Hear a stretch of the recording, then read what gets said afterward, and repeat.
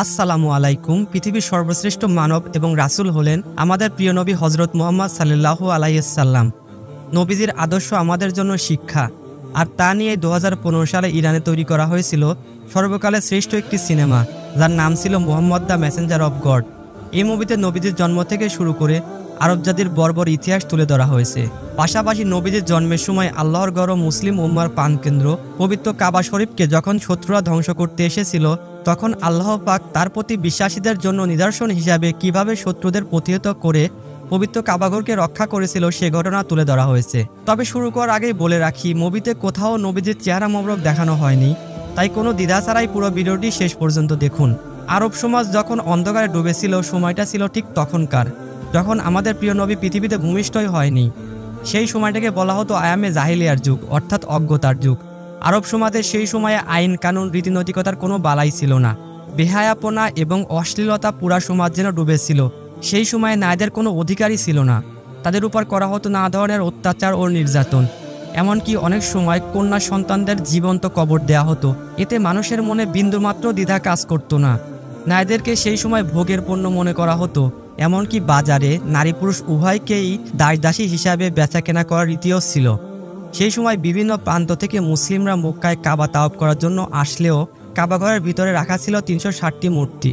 কারণ মক্কা তখন মুসলিমের পাশাপাশি খ্রিস্টান, ইহুদি সহ বিভিন্ন গোত্রের মানুষ ব্যবসার জন্য স্থায়ী বা অস্থায়ীভাবে বসবাস করত, যাদের মধ্যে কাফির এবং মুশরিকের সংখ্যা ছিল অনেক বেশি।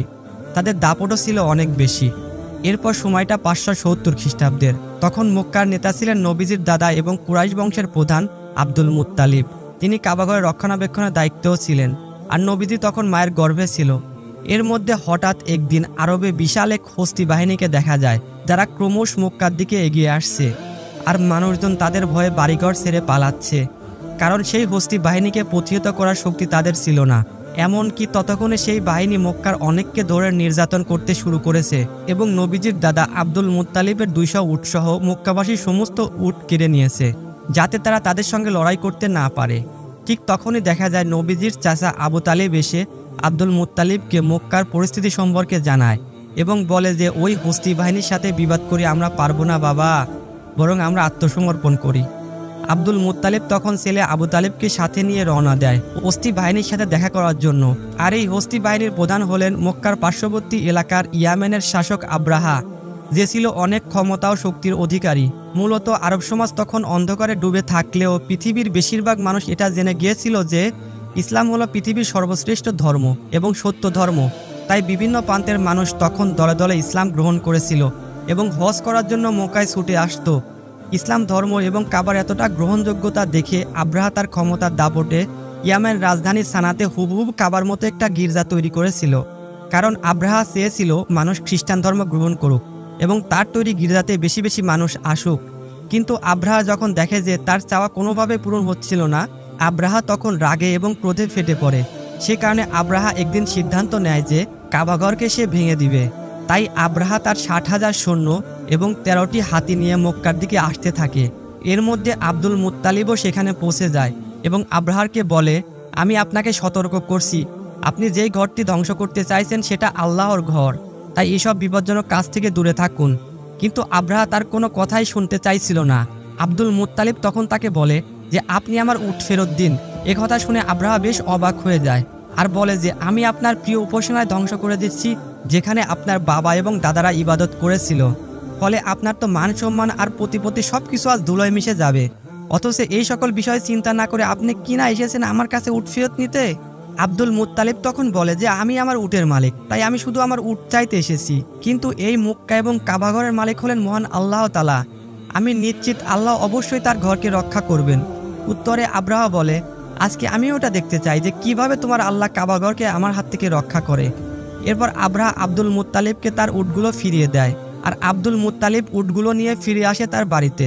পরের দিন সকালে আব্রাহা তার হাতি বাহিনীকে নিয়ে মক্কায় প্রবেশ করতে যাচ্ছিল, কিন্তু হাতিগুলো যখন কাবাঘরের সীমানার মধ্যে চলে আসে তখন তারা সামনের দিকে এগোতে চাইছিল না। তাদের পাগুলো যেন একদম পাথর হয়ে গিয়েছিল। আব্রাহা এবং তার সৈন্যরা একটু চালাকি করে, জোর করে তারা হাতিগুলোর মুখ অন্যদিকে ঘুরিয়ে দেয় এবং হাতিগুলোকে তারা ভালো ভালো খাবার খেতে দেয়। আর সেই সমস্ত খাবার তারা ছড়িয়ে দেয় কাবাঘরের সামনে। হাতিগুলো তখন সেই খাবারের লোভে আবারও কাবাঘরের দিকে এগিয়ে যেতে থাকে। এদিকে আব্দুল মুত্তালিব অনেক চিন্তিত হয়ে পড়েন। ভেড়াকান্ত মন নিয়ে তিনি কাবাঘরের সামনে আসেন। কাবাঘরের দরজার একটি শিকল ছিল। আব্দুল মুত্তালিব সেই শিকলটিকে শক্ত করে চেপে ধরে আর কাবাঘরের দরজার উপর মাথা রাখে। এরপর সে মহান আল্লাহর উদ্দেশ্য করে বলে, হে আল্লাহ, এটা তোমার ঘর আর এই ঘরকে রক্ষা করার দায়িত্ব তোমারই। আমরা তো শুধুমাত্র তোমার বান্দা, তোমার গোলাম। আমাদের পক্ষে আর কিছু করা সম্ভব হচ্ছে না, এখন তুমি কিছু করো। কথাগুলো বলতে বলে তার চোখ দিয়ে অশ্রু গড়িয়ে পড়ছিল। ঠিক তখনই সে আকাশে থেকে বেশ কিছু আওয়াজ শুনতে পায়। তাই সে ধীরে ধীরে সামনের দিকে এগোতে থাকে। ঠিক তখনই তিনি দেখতে পায় আকাশ থেকে শত শত আবাবিল পাখি ধেয়ে আসছে মক্কার দিকে। আব্দুল মুত্তালিব এক দৃষ্টিতে পাখিগুলোর দিকে তাকিয়েছিল আর মনে মনে ভাবছিল, এটাই হয়তো আল্লাহর কাছ থেকে প্রেরিত কোনো রহমত, যেটা আজ কাবাঘরকে রক্ষা করবে ইনশাল্লাহ। তা না হলে এত আবাবিল পাখি কেন এখানে আসছে? আবার প্রতিটি পাখির সঙ্গে 3টি করে পাথর ছিল। একটা পাথর ছিল তাদের মুখে এবং বাকি 2টা পাথর ছিল তাদের পায়ে। এমনকি তারা সেখানে কাবা শরীফকে তাওয়াফ করছে। তিনি এবার বুঝে যায় পৃথিবীর কোনো শক্তি আজ কাবা শরীফকে কোনো ক্ষতি করতে পারবে না। এরপর সমস্ত পাখিগুলো ছুটে চলে আব্রাহার সৈন্য এবং হস্তি বাহিনীর দিকে। আব্রাহা এবং তার সৈন্যরা আবাবিল পাখিদের দেখে অনেক ভয় পেয়ে যায়। তারা তখন সেখান থেকে পালিয়ে যাওয়ার চেষ্টা করে, কিন্তু ততক্ষণে সমস্ত আবাবিল পাখি তাদের সঙ্গে থাকা পাথরগুলো আব্রাহা এবং তার সৈন্যর উপর বৃষ্টির মতো ফেলতে শুরু করে। ফলে দেখা যায় প্রতিটি পাথর সেই সৈন্যর শরীর ভেদ করে ঢুকে যাচ্ছে। এতে মুহূর্তের মধ্যেই সকল সৈন্যরা মারা যায়, এমনকি আব্রাহাও এখানে মারা গিয়েছিল। আল্লাহ তাআলা এই কাফেরদের একদম ধূলিসাৎ করে দেয়। মহান আল্লাহর কুদরতের মাধ্যমে এই ছোট ছোট পাথর দিয়ে ধ্বংস হয়েছিল 60,000 সৈন্য এবং 13টি হাতি। এমনকি এই ঘটনার বর্ণনা দেওয়া হয়েছে পবিত্র কোরআনের সূরা আল ফিলেও। সেখানে বলা হয়েছে, তুমি কি দেখোনি তোমার প্রতিপালক কাবাঘর ধ্বংস করতে আসা হাতিওয়ালাদের সাথে কিরূপ আচরণ করেছিল? তিনি কি তাদের চক্রান্ত ব্যর্থ করে দেননি? তিনি তাদের বিরুদ্ধে পাঠিয়েছিল ঝাঁকে ঝাঁকে আবাবিল পাখি, যারা সেই হাতিওয়ালার উপর পোড়ামাটির পাথর নিক্ষেপ করেছিল। অতঃপর তিনি সেই হাতিওয়ালাদের পরিণত করেছিল বক্ষিত ভুসির ন্যায়। তো এভাবে সেদিন কাবাঘর রক্ষা পেয়েছিল। এই ঘটনার পর প্রায় 2 মাস কেটে যায়। এরপর আমরা একটি রাতের ঘটনা দেখতে পাই। মক্কাবাসীরা সেদিন নিজ নিজ কাজে ব্যস্ত ছিল। নবীজির দাদা আব্দুল মুত্তালিব সেদিন রাতে কাবা শরীফের ছাদে দাঁড়িয়েছিলেন। হঠাৎ করে তিনি আকাশে একটি উজ্জ্বল আলো দেখতে পায়, যেটা আরব থেকে পূর্বাঞ্চল সহ পুরা বিশ্বে ছড়িয়ে পড়ে। আলোটি দেখে আব্দুল মুত্তালিব অনেক অবাক হয়ে যায় আর তিনি দৌড়ে নিচে চলে আসে। এখানে তিনি দেখেন যে কাবা শরীফের ভিতরে বিভিন্ন পূজারীদের রাখা 360টি মূর্তি ছিল, সেগুলো সব মাটির দিকে নত হয়ে ভেঙে পড়ছে। এরপর তিনি কাবাঘরের থেকে বাইরে বেরিয়ে এসে দেখেন যে কুফা এবং সিরিয়ার মধ্যবর্তী স্থানে পানি প্রবাহ শুরু হয়েছে, অথচ বহু বছর ধরে এখানে কেউ পানি দেখেনি। ঠিক তখনই আব্দুল মুত্তালিবের তার ঘরের দিকে চোখ পড়ে। তিনি এখানে দেখতে পায় আজকে তার ঘরের দিক থেকে অদ্ভুত ধরনের নূরের আলো বের হচ্ছে, যেটা এর আগে তিনি কখনোই কোনোদিন দেখেনি। আব্দুল মুত্তালিব তখন ধীরে ধীরে তার ঘরের দিকে এগোতে যেতে থাকে, কিন্তু যখন তিনি তার ঘরের দরজার এসে পৌঁছায় তখন তিনি দেখেন যে মা আমিনার কোল জুড়ে একটি ফুটফুটে শিশু জন্ম হয়েছে, যার শরীর থেকে অসম্ভব পরিমাণে নূর বের হচ্ছে। আব্দুল মুত্তালিবের চোখে তা দেখে পানি চলে আসে, কারণ সেই সময় আরবের অন্ধকার সমাজে প্রদীপের আলো হয়ে আসেন নবীজি মুহাম্মদ সাল্লাল্লাহু আলাইহি সাল্লাম। পরের দিন আব্দুল মুত্তালিব তার নাতির আকিকার জন্য উট জবাই করে গরিব দুঃখী মানুষকে খাওয়ায়। সেখানে তাকে সাহায্য করছিল তার ছেলে আবু তালিব। তখন সেখানে আবু তালিবের বড় ভাই অর্থাৎ নবীজির আরেক চাচা আবু লাহাব আসেন। তবে গরিবের সাথে একসাথে বসে খেতে হবে দেখে বাড়ির দরজা থেকে তিনি চলে যান। আসলে আবু লাহাব ছিল অনেক অহংকারী। অন্যদিকে মা আমিনার বুকে দুধ হচ্ছিল না, তাই শিশু মোহাম্মদ দুধ খাওয়ার জন্য একজন মহিলাকে ডাকা হয়। সে ছিল আবু লাহাবের স্ত্রীর দাসী। তাই আবু লাহাব ঘরে ফেরার পর তার স্ত্রী তার সাথে অনেক রাগারাগি করে যে তার দাসীকে এই কাজের জন্য কেন নেওয়া হলো। আসলে আবু লাহাবের স্ত্রীও অনেক অহংকারী ছিল। অন্যদিকে দেখা যায় ইহুদিরা মিলে কথা বলছিল। তারা বুঝতে পেরেছিল কোনো এক বিশেষ শিশুর জন্ম হয়েছে, কারণ এ ব্যাপারে তাদের কিতাবে স্পষ্ট বলা হয়েছিল। ফলে যেদিন রাতে নবীজির জন্ম হয় সেদিন রাতে আকাশের সেই আলো দেখেই খ্রিস্টান এবং ইহুদির ধর্মযাজকরা বুঝে গিয়েছিল তার মানে সেই শিশুটি পৃথিবীতে চলে এসেছে। তবে ইহুদিরা বেশ চিন্তিত ছিল, কারণ তারা জানতে পেরেছিল যে কোনো ইহুদির ঘরে এমন শিশুর জন্ম নেয়নি। তাহলে সেই শিশুটি কে হতে পারে? আর এজন্য তারা তখন সেখানকার অনেক বাচ্চাকে কিনতে চায় যেন সেই শিশুটি তাদের দলে চলে আসে। এমনকি টাকার বিনিময়ে ভণ্ড মহিলাদেরকে দায়িত্ব দেয় শরীরের কোনো বিশেষ দাগের মাধ্যমে শিশু নবীজিকে খুঁজে বের করার জন্য। এরপর দেখা যায় বাচ্চাদের নাম রাখার উৎসব চলছে। সেখানে বিভিন্ন বাচ্চার নাম ঘোষণা করা হচ্ছে আর সবাই মিলে আনন্দ করছে। এর মধ্যে সেখানে আব্দুল মুত্তালিবও আসেন শিশু নবীজিকে কোলে নিয়ে তার নামকরণ করার জন্য। তিনি প্রথমে হাজরে আসওয়াদ মানে সেই কালো পাথরে হাত রাখেন। তখন দেখা যায় কাবার দরজার হাতলটি দরজাকে বাড়ি মারছে, আর সেই শিশুর শরীর থেকে নূরের আলো বের হচ্ছিল। আব্দুল মুত্তালিব তখন সবার সামনে জনসম্মুখে শিশুটির নাম ঘোষণা করে মোহাম্মদ। এটা শুনে সেখান থেকে বিভিন্ন গোত্রের মানুষেরা বলাবলি করতে থাকে যে এটা আবার কি নাম, এটা তো আমাদের কোনো দেবদেবীর নামের সাথে মিলছে না। আসলে মোহাম্মদ নামটিও এর আগে কোনোদিন তারা শোনেইনি, তাই মানুষজন এটা নিয়ে বলাবলি করছিল। তখন সেখানে আবু তালিব সবার সামনে এসে বলে, হে লোক সকল, তোমরা থামো, এই শিশুটির নামকরণ করা হয়ে গিয়েছে, আর তোমরা তা কখনোই পরিবর্তন করতে পারবে না। এই বলে তিনি সবাইকে থামিয়ে দেন এবং সবাই তার স্বাচ্ছন্দ্যে মেনেও নেন। এরপর দেখা যায় আবু লাহাব তার স্ত্রী সেই দাসীকে ফেরত নিতে এসেছে যে নবীজিকে প্রথমবার দুধ পান করিয়েছিল। ফলে ক্ষুধার্ত নবীজি আর দুধ পান করতে পারছে না। এ নিয়ে আব্দুল মুত্তালিব সরাসরি আবু লাহাবের কাছে আসে এবং এর কারণ জানতে চায়। আবু লাহাব তখন তাকে বলে, এই দাসী আমি আমার স্ত্রীকে উপহার দিয়েছিলাম, তাই তার মালিক হলেন আমার স্ত্রী। এটা শুনে আব্দুল মুত্তালিব বলে, তুমি মুহাম্মাদের চাচা হয়ে কথা বলছো, অথচ আমি তো সবসময় মুহাম্মাদের জন্য নিজের জান দিতেও প্রস্তুত। তবে আল্লাহ তো মেহেরবান, তাই মুহাম্মদকে বেশি দিন দুগ্ধ কষ্টে থাকতে হয়নি। সেই সময় আরবের রীতি ছিল যে সন্তান জন্ম নেওয়ার পর তাকে দুধ পান করানোর জন্য এবং মরুভূমি থেকে দূরে মুক্ত আবহাওয়ায় লালন পালনের জন্য বেদুইন মহিলাদের কাছে দিয়ে দেয় এবং নির্দিষ্ট সময় পর তা আবার ফেরত নেয়। এর আরেকটা বিশেষ কারণ ছিল বাচ্চারা যাতে বিশুদ্ধ আরবি শিখতে পারে, আর এসব কিছুর জন্য সেই বেদুইন মহিলাদের ভালো অঙ্কের টাকা দেওয়া হতো। তো প্রতি বছরের ন্যায় এইবারও সেই বেদুইন মহিলারা মক্কা এসেছে বাচ্চা দত্তক নিতে। এবার অনেক দম্পতি এসেছে এখানে। এর মধ্যে একটি দম্পতিকে দেখা যায় যারা নিজেরাও বেশ ক্লান্ত ছিল, আর তাদের উটটাও খুব নাজেহাল অবস্থায় ছিল, কারণ মরুভূমির উত্তাপ্ত গরমের মধ্য দিয়ে অনেক দূর পথ পাড়ি দিয়ে এখানে আসতে হয়েছে তাদের। তাই প্রথমে তারা তাদের উটটাকে খুব কম দামে বাধ্য হয়ে বিক্রি করে দেয় এবং বাচ্চা খুঁজতে থাকে। তারা আসতে দেরি করায় ততক্ষণে প্রায় সব বাচ্চারাই দত্তক নিয়ে ফেলেছে অন্যরা। এটা দেখে তাদের মন কিছুটা খারাপ হয়ে যায়। এদিকে কসাই যখন তাদের উটটাকে জবাই করতে যাবে, ঠিক তখনই উটটা উঠে দৌড় দেয় এবং নবীদের বাড়িতে এসে প্রবেশ করে। এটা দেখে ওই লোকটির স্ত্রী ওই উটের পিছন পিছন সেখানে প্রবেশ করে। তখন নবীজির মা আমিনা মহিলাটিকে খুব ক্লান্ত এবং ক্ষুধার্ত দেখে খাওয়ানোর জন্য তাকে ঘরে নিয়ে যায়, আর তার পিঠের বাচ্চাটিকে দোলনায় শুয়ে দিতে বলে। মহিলাটি যখন তার বাচ্চাকে দোলনায় রাখতে যান, তখন তিনি শিশু মোহাম্মদকে দেখতে পান, যার শরীর থেকে নূরের আলো চমকাচ্ছিল। সেই মহিলাটি তখন নবীজিকে কোলে তুলে নেন এবং তাকে ক্ষুধার্ত দেখে নিজের দুধ পান করান। আর এই মহিলাটি হলেন নবীজির দুধমা হালিমা। আসলে নবীজিকে লালন পালনের জন্য বেশি টাকা দেওয়ার সামর্থ্য নেই বলেই নবীজিকে তখনও কেউ দত্তক নেননি। তাই নবীজির দাদা এবং মা আমিনা হালিমা এবং তার স্বামীর সাথে কথা বলেন এ ব্যাপারে। এটা শুনে হালিমা ও তার স্বামীও রাজি হয়ে যায়, যদিও তারা জানতো যে এক্ষেত্রে তারা বেশ কিছু অর্থ পাবে না। এরপর দেখা যায় যে মা আমিনা নিজেও অনেক কষ্ট পেলেও নবীজির দুধমা হালিমার কাছে দিয়ে দেন এবং তাদেরকে আরও 2টি উট এবং একটি গাধাও দেওয়া হয়েছিল। হালিমা যখন নবীজিকে নিয়ে তার এলাকায় প্রবেশ করে, তখন সেখানে বৃষ্টি হতে শুরু করেছে, অথচ আগে এখানে খুব একটা বৃষ্টিই হতো না। পাশাপাশি নবীজির আসার পর থেকে দুধমা হালিমার ঘরে যেন আল্লাহর রহমত ভরে উঠেছে।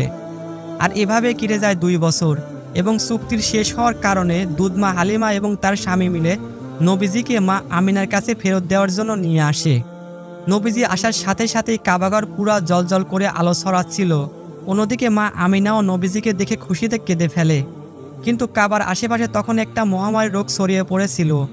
সেই সাথে নবীজির দাদা আব্দুল মুত্তালিব জানতে পারে যে ইহুদিরা তখনও নবীজিকে খুঁজে বের করার চেষ্টা করছে। তাই খারাপ কিছুর আশঙ্কা থেকে নবীজিকে রক্ষা করতে আবারও নবীজিকে দুধমা হালিমার সাথে পাঠিয়ে দেন। এরপর কেটে যায় আরও 2 বছর। এর মধ্যে হঠাৎ একদিন নবীজির দুধমা হালিমা ভীষণ অসুস্থ হয়ে পড়েন। সেখানে কবিরাজ এবং তান্ত্রিকরা এসে হালিমাকে সারিয়ে তোলার চেষ্টা করছে, কিন্তু নবীজি এটা দেখে তান্ত্রিকদের সরিয়ে দেয়। যখনই হালিমার হাতে হাত রাখে, তখনই দেখে তার দুধমা হালিমা বেশ সুস্থ হয়ে গিয়েছে। আর এটা দেখে তান্ত্রিকরা অবাক হয়ে যায় এবং সেখান থেকে চলে যায়। তবে তান্ত্রিকরা বুঝে গিয়েছিল যে এই শিশুটি বিশেষ শিশু, আর এ খবর তারা ইহুদিদেরকে জানিয়ে দেয়। ফলে নবীজিকে নেওয়ার জন্য শত্রুরা বিভিন্নভাবে হালিমার বাড়িতে আক্রমণ করে। আর এ থেকে হালিমা এবং তার স্বামী নবীজিকে রক্ষা করলেও তারা খারাপ কিছুর আশঙ্কা বুঝতে পেরে হালিমার স্বামী নবীজিকে নিয়ে মক্কার একটি পাহাড়ের উদ্দেশ্যে রওনা দেয়। তবে এবারের বিদায়ে দুধমা হালিমা কান্নায় ভেঙে পড়ে। নবীজির দাদা এ খবর জানতে পেরে নবীজির কাছে চলে আসেন, আর গুহার মধ্যেই তারা দাদা নাতি কাটিয়ে দেন 1 বছরেরও বেশি সময়। নবীজির উপস্থিতিতে মরুভূমি ততদিনে পানস্থল হয়ে উঠেছিল। এরপর একদিন মা আমিনা সেই গুহা থেকে নবীজিকে নিয়ে মদিনাতে আসেন তার আত্মীয় স্বজনের সাথে দেখা করতে এবং তার স্বামী মানে নবীজির বাবা আবদুল্লাহর কবর দেখতে। মূলত নবীজির জন্মের 2 মাস আগেই ব্যবসার কাজে আবদুল্লাহ মদিনা এসেছিল এবং অসুস্থতাজনিত কারণে মারা গিয়েছিল, তাই মদিনাতেই ওনার কবর দেওয়া হয়েছিল। মা আমিনা এখানে নবীজি তার বাবার সম্পর্কে বলতে থাকেন এবং নবীজির সাথে খুব ভালো একটা সময় কাটাতে থাকেন। কিন্তু মাত্র 2 মাসের মধ্যে মা আমিনাও হঠাৎ অসুস্থ হয়ে পড়েন, আর এই অবস্থাতেই নবীজিকে নিয়ে মদিনা থেকে ফেরার পথেই মা আমিনা মারা যায়। ফলে মাত্র 6 বছর বয়সী নবীজি পুরোপুরো এতিম হয়ে পড়েন। তবে এই অবস্থাতে ইহুদিরা নবীজির উপর আক্রমণ করেন। নবীজির চাচা এবারও তাদেরকে প্রতিহত করেন। এরপর আবু তালিব নবীজিকে এবার তার দাদা আব্দুল মুত্তালিবের কাছে মক্কায় নিয়ে আসেন। আব্দুল মুত্তালিব এবং নবীজি সবসময় একসাথেই থাকতেন, এমনকি কাবার রক্ষণাবেক্ষণ এবং মক্কার হজ করতে আসা মানুষদেরকে দাদার সাথে সাথে নবীজি সহযোগিতা করতেন। তবে সে সময় একদিন হজ মরশুমে কাবা তাওয়াফ করার সময় আব্দুল মুত্তালিব বেশ অসুস্থ হয়ে পড়েন, আর এই সুযোগে নবীজির অহংকারী চাচা আবু লাহাব চায় কুরাইশদের নেতা হতে। কিন্তু কিছুদিনের মধ্যেই আব্দুল মুত্তালিব নবীজিকে তার চাচা আবু তালেবের হাতে তুলে দেন এবং মারা যান। ফলে মাত্র 8 বছর বয়সে নবীজি যেন আরও অভিভাবক শূন্য হয়ে পড়েন। এরপর চাচা আবু তালেবের সাথে মক্কাতে নবীজির জীবনযাপন শুরু করতে থাকেন। সেখানে নবীজি ছাগল চড়ানো সহ বিভিন্ন কাজ করতেন। তবে একদিন নবীজি দেখেন যে নবীজির সেই অহংকারী চাচা আবু লাহাব সোয়াইবা নামের একজন দাসীকে অন্যের কাছে বিক্রি করে দিচ্ছেন। কিন্তু সোয়াইবার স্বামী সেটা না করার জন্য আবু লাহাবকে অনুরোধ করতে থাকেন, কারণ তার স্ত্রী ছিল অনেক অসুস্থ। উত্তরে আবু লাহাব বলেন, আমার পাওনা অর্থ ফেরত দিয়ে দিলেই আমি তাকে আর বিক্রি করব না। তখন পাশে দাঁড়িয়ে থাকা নবীজি আবু লাহাবকে বলেন যে সোয়াইবাকে আপনি ছেড়ে দিন, আর আমি নিজেই আপনার অর্থ ফেরত দিয়ে দিব। নবীজির এই মহানুভবতার কারণে সোয়াইবা সেদিন ছাড়া পেয়ে যায়। মূলত সোয়াইবা ছিলেন সেই মহিলা যিনি নবীজিকে সর্বপ্রথম দুধ পান করিয়েছিলেন।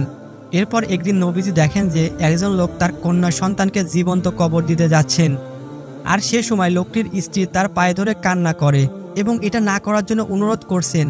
নবীজি তখন বাচ্চাটিকে কোলে নিয়ে লোকটার কাছে আসেন এবং লোকটিকে বোঝান যে মেয়ে সন্তান হলো পিতামাতার জন্য রহমত স্বরূপ।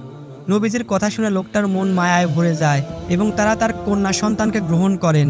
এভাবে দেখতে দেখতে নবীজির বয়স হয়ে যায় 12 বছর। তো তার চাচা আবু তালেব যেহেতু ব্যবসায়ী ছিলেন, তাই আরবের নিয়ম অনুযায়ী প্রতি বছর একবার সিরিয়া সফরে যেতেন। তবে নবীজি এবার বায়না ধরলেন তিনিও তার চাচার সাথে সিরিয়া সফরে যাবেন। যাত্রা শুরু করার পর প্রতিমধ্যে বর্ষা নামে একটা জায়গায় তারা তাঁবু ফেলেন, আর সেই শহরে একটি গির্জায় বুহাইরা নামের একজন ইহুদি পাদ্রী ছিলেন, যিনি নবীজি এবং তার চাচার কাফেলার মুসাফিরদের দাওয়াত খাওয়ান। এই সময় তিনি বালক মুহাম্মদকে দেখে বুঝতে পারেন যে তিনি হলেন শেষ নবী। এটা যেমন তাদের কিতাবে লেখা ছিল, তেমনি তার অন্তর্দৃষ্টি দিয়েও বুঝতে পেরেছিলেন। এরপর তিনি আবু তালিবকে বলেন যে মুহাম্মদ এখন তোমার আশ্রয়ে আছে, তাই তোমার আরও বেশি সতর্ক হওয়া উচিত। এবং এটা বলে যে মুহাম্মদকে নিয়ে তোমার সিরিয়া যাওয়া উচিত হবে না, কারণ সেখানকার ইহুদিরা তার ক্ষতি করতে পারে। তাই আবু তালিব তার সিরিয়া যাওয়ার সিদ্ধান্ত বদলে আবারও মক্কার দিকে ফিরে আসতে শুরু করেন। তবে প্রতিমধ্যেই তারা সেই ইহুদিকে আহত অবস্থায় দেখতে পায়, যে কিনা বারবার মুহাম্মদের ক্ষতি করতে চেয়েছিল। নবীজি তখন তার ঘোড়া থেকে নেমে সেই ইহুদের মুখে পানি তুলে দেয়, আর তাকে সমুদ্রের পাশে একটি জায়গায় নিয়ে আসেন। সেখানে নবীজি দেখতে পান যে একটি মূর্তির সাথে শিকল দিয়ে একজন মহিলা ও 2টি বাচ্চাকে বেঁধে রাখা হয়েছে কোরবানি দেওয়ার জন্য। আর অন্যদিকে সেখানকার জেলে সম্প্রদায় পূজা করছে যেন তাদের দেবতা তাদের কোরবানি গ্রহণ করে এবং জেলেদেরকে প্রচুর ধন সম্পদ দান করেন। কিন্তু মুহাম্মদ সাল্লাল্লাহু আলাইহি সাল্লাম এটা দেখে সেই মহিলা এবং তার বাচ্চাদের শিকল খুলে দিতে লাগলে পূজারী ছেলেরা মুহাম্মদ সাল্লাল্লাহু আলাইহি সাল্লামকে থামাতে যায়। আর ঠিক তখনই সমুদ্রের ঢেউ এমনভাবে উঠে যে সেই মূর্তিটি ভেঙে পড়ে এবং পূজারীরা সব ঘরের ভিতর চলে যায়। কিছুক্ষণ পর ঢেউ থামার পর দেখা যায় প্রচুর মাছ সমুদ্রের পাড়ে এসে জমা হয়েছে, যা দেখে জেলেরা অবাক হয়ে যায় এবং দ্রুত সেই মাছগুলো কুড়াতে থাকে। আর দূর থেকে এই সব দেখে সেই ইহুদি লোকটি অবাক হয়ে যায়। আসলে আল্লাহ পাকের কাছে এটা নবীজির প্রার্থনা ছিল। শেষ দৃশ্যে দেখা যায় আবু তালিব বৃদ্ধ হয়ে গিয়েছে, আর তিনি কাবার সামনে দাঁড়িয়ে মক্কার সবাইকে আহ্বান করছে কোনো রকম দ্বন্দ্ব বিবাদ ছাড়াই ইসলামের পথে ফিরে আসতে এবং শান্তিপূর্ণ জীবনযাপন করতে। কিন্তু তখনও সেখানকার কিছু নেতারা আবু তালিব এবং মুহাম্মদকে মিথ্যা প্রমাণ করতে চায়। তবে মক্কার মানুষ ততদিনে পরিষ্কার হয়ে গিয়েছিলেন, মুহাম্মদ সাল্লাল্লাহু আলাইহি সাল্লাম হলেন সর্বশেষ নবী, আর তার ধর্মই হলো সর্বশ্রেষ্ঠ ধর্ম। প্রিয় দর্শক, আজকের এই তথ্যমূলক সিনেমাটি নিশ্চয়ই আপনার জীবনের শ্রেষ্ঠ সিনেমা। তাই আজকের ভিডিওটিতে লাইক দিন এবং কমেন্ট করেন। সেই সাথে আজকে যারা প্রথম এই চ্যানেলের কোনো ভিডিও দেখছেন তারা চ্যানেলটি সাবস্ক্রাইব করে বেল বাটনটি অলে প্রেস করে রাখুন। আল্লাহ তাআলা আমাদের সবাইকে ইসলামের ছায়াতলে থাকার তৌফিক দান করুন। আমিন।